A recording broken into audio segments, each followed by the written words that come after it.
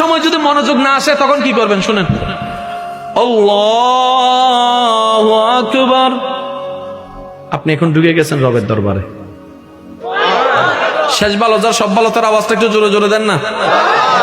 এবার আপনি যখন বলছেন আলহামদুলিল্লাহি রাব্বিল আলামিন,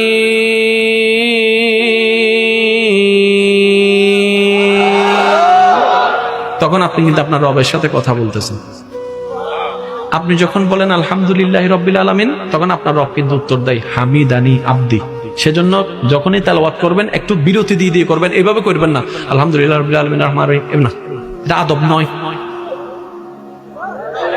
আমার কথা কথা আপনারা দ্বিমত করতে পারেন। আচ্ছা, আপনি যদি আপনার বউ লাগে এই ও আমার বাচ্চার আমি তোমার অনেক ভালোবাসি, তুমি আমাকে অনেক ভালোবাসো রে, ফ্রেম হইব, দিল লাগবো, কানেকশন হইব। এবার পৃথিবীর সবচেয়ে মধুর শব্দ কি? আই লাভ ইউ না? এখন আপনি যদি আপনার বউরে যায় এখন I love you, I love you too কইব নাকি জানার বাড়ি? কথা কয় না রে ভাই।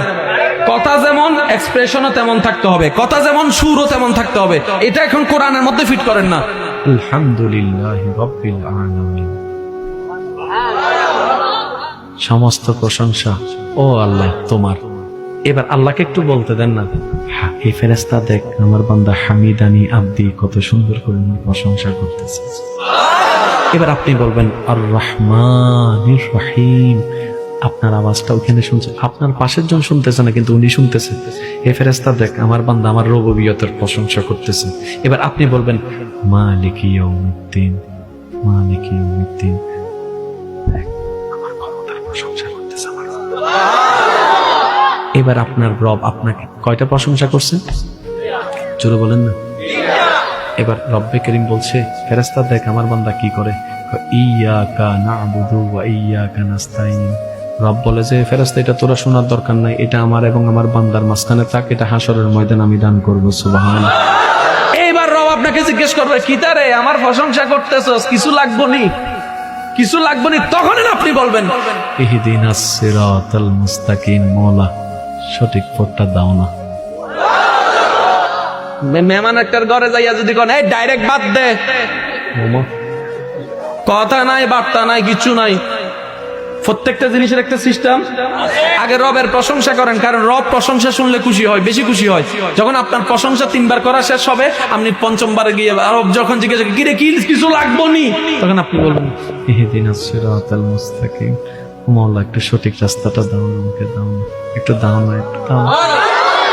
এবার মওলা আপনাকে জিজ্ঞেস করবে, একটু শুনেন, মওলা আপনাকে জিজ্ঞেস করবে কি রে তোর বন্ধু তো ফালসার চায়, তোর বান্ধবী তো আইফোন চায়, ওইতে তো ওইটারে ঘরের মাইয়া চায়, ওইতে তো বিদেশের ভিসা চায়, তুই এগুলা চাস না? তখন আপনি বলবেন মওলা যতদিন বোকা ছিলাম দুনিয়া খুঁজেছি, তাই পেয়েছি, হারিয়েছি কুয়াশার মতো, আর আমি আজকে থেকে মওলা বুদ্ধিমান হয়েছি, তাই দুনিয়া চাই না, তোমাকে চাই, তোমাকে চাই, তোমাকে চাই, তোমাকে চাই, তোমাকে চাই।